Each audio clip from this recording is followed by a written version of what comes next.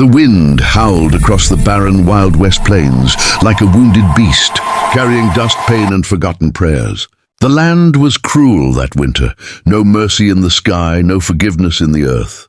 Miles from the nearest settlement, a grizzled cowboy named Elijah Boone rode alone. His coat torn, beard thick with frost, eyes hollow from years of loss. People said Elijah had no heart left. They said he buried it the day his ranch burned, the day his wife and child were taken by sickness and hunger. Since then, he trusted no one, especially not Apache. To him, survival meant solitude. Compassion was weakness. That belief was about to be tested. As the sun dipped low, bleeding orange into the horizon, Elijah spotted movement near a dry ravine. At first, he thought it was a mirage, heat and hunger playing tricks. But then he heard it, a low, defiant cough. He dismounted slowly, hand resting on his revolver. What he saw made him freeze. An Apache woman stood there, wounded, blood soaking her side. Yet her spine was straight, her eyes burning with fire. Beside her, a young boy, no more than 10, clung to her torn shawl. She did not beg. She did not run. She met Elijah's gaze like an equal. "I know who you are, cowboy," she said, her voice rough but unbroken. "And I know what you hate." Elijah felt anger rise. "Then you best leave before I prove you right," he growled. The woman stepped forward despite her wound. "I cannot. My son will die before sunrise. I will do anything, for shelter and food." Elijah laughed bitterly. "Anything? I've heard that lie before." Her jaw tightened. "This is no lie. I make you a bargain." That word, bargain, hooked him. She explained quickly. Raiders had slaughtered her people. She escaped with her son, but enemies still hunted them. If Elijah helped them survive the night, she would guide him to a hidden Apache gold cache, old, forgotten, enough to make him rich beyond dreams. Elijah didn't believe her. Gold legends were as common as graves. But then she added something that cut deeper. "If you refuse, my son dies, and you will ride away, knowing you watched a child die when you could have stopped it." Silence swallowed the plains. Elijah looked at the boy's cracked lips, his trembling hands. Memories he buried clawed their way back, his own child crying for water. His fists clenched. "You step 1 foot wrong," he warned, "and I'll end this bargain with a bullet." She nodded. "Fair." They rode through the freezing night to Elijah's abandoned cabin. Inside, the fire barely warmed the air. The woman collapsed as soon as the door shut. Elijah cursed under his breath and stitched her wound with hands that remembered how to save, not just kill. All night she burned with fever while he fed the boy broth, watching him like a hawk. Near dawn, the woman woke. "Why didn't you leave?" she asked weakly. Elijah stared into the fire.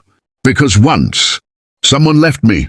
Outside, shadows moved, horses, men. Raiders had tracked them." The Apache woman pushed herself up, eyes sharp. "The bargain begins now," she whispered. And Elijah realized this woman was not weak. She was war wrapped in wounded flesh. If you feel your heart beating right now, if this story is pulling you in, don't forget, subscribe to the channel. These stories only survive if you do. Your support keeps them alive. Gunfire shattered the fragile dawn. Bullets tore through the cabin walls as raiders surrounded them like wolves. Elijah moved fast, instinct screaming. He shoved the boy beneath the floorboards, while the Apache woman grabbed a rifle, her injury forgotten. "You stay alive," she ordered him, not asking. Elijah almost laughed. No one had spoken to him like that in years. The fight was brutal. Smoke filled the cabin, blood stained the dirt. Elijah took 2 men down before a blade sliced his arm. Pain screamed, but he stood. Outside, the Apache woman fought like a storm, silent, precise, unstoppable. She protected her son with the fury of every mother who ever lost everything. One by one, the raiders fell or fled.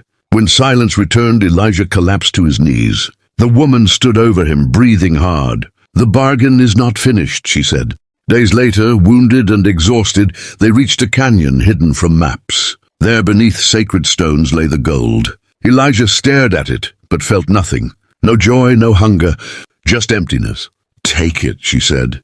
"Your life changes now." Elijah shook his head. "Gold won't bring back the dead," he surprised himself. The Apache woman studied him.